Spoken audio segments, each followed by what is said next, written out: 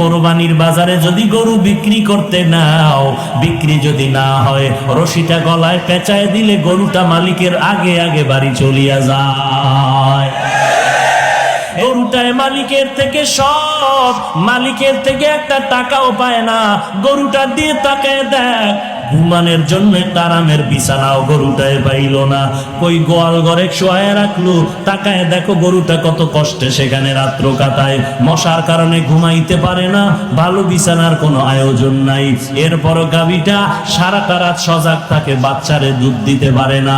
নিজের ভিটামিন যুক্ত সব দুধ তার মালিকেরে দিয়া দিল, কোনোদিন প্রতিবাদ করলো না, ও মালিক আমার বাচ্চারে দুধ না দিয়া সব দুধ তুমি নিয়ে গেলা, তোমার কাজ করব না। এই বলিয়া গরুটা কোনোদিন মালিকের সাথে বেয়াদবি করে নাই।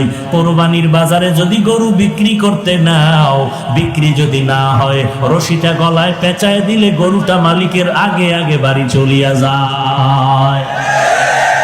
এরে বান্দা তাকায় দেখ, একটা কুকুর মালিকের কত পাগল, মালিকের জন্য জীবনটা পর্যন্ত কুকুর দিয়া দেয়, বহু প্রমাণ আছে। এরপর মালিক একটা টাকাও দেয় না, 3 বেলা খানাও দেয় না, মালিক খালি গালি দেয়, কুকুরের ধমক দেয়। এত ধমক খাওয়ার পরেও কুকুর মালিকেরে ভুলে না, মালিকেরে ভুলে না, বেয়াদবি করে না। আর তোর মতো মানুষটারে আমি আল্লাহ মায়ের গর্ভে না পাক পানি দিয়া বানাইয়া, ওই মায়ের গর্ভে প্যাকেটের উপরে প্যাকেট, প্যাকেটের উপরে প্যাকেট, প্যাকেটের উপরে প্যাকেট, এক বিন্দু ছিদ্র নাই, বাহিরের অক্সিজেন ঢোকার কোনো কায়দা নাই। তোর এখন নাকার মুখে যদি কষ্টেপ দিয়া আধা মিনিট রাখা হয়, তুই আর বাঁচতে পারবি না নিঃশ্বাস না নিতে পারলে। অথচ মায়ের গর্ভে তাকায় দেখ, বাহিরের একটা সেকেন্ডের অক্সিজেন ঢুকে না, 7-8 মাস পর্যন্ত বিনা বাতাসে কে বাঁচায় রাখতেছে। ওই আল্লাহ তোরে এত নেয়ামত দিয়া মায়ের গর্ভে রাখলে, দুনিয়াতে আসার পরে তুই খানা খাইতে পারবি না, দুনিয়ার তৈরি করা তুই নাস্তাও খেতে পারবি না। আল্লাহ বলেন আমি তোর মায়ের বুকের মধ্যে দুধের ব্যবস্থা করে রাখলাম, এমন একটা কুদরতের ফ্লাক্স বানাইলাম, দুনিয়াওয়ালারাও ফ্লাক্স বানায় 24 ঘন্টার গ্যারান্টি দেয়। গরম চা রাখবি ঠান্ডা হবে না, গরম দুধ রাখবা ফ্লাক্সের দুধ আর ঠান্ডা হবে না। ওরে বান্দা তারপরও দেখো এমন একটা ফ্লাক্স পাইবা না যে 24 ঘন্টা গরম থাকে। যদিও চ্যালেঞ্জ দেয় 24 ঘন্টা গরম থাকে না। আল্লাহ কয় আমি কেমন রহমান, একটু বান্দা একটু চিন্তা কর, আমি আল্লাহর পরিচয়টা নাও। আমি আল্লাহ কেমন গফফার, আমি আল্লাহ কেমন রহমান।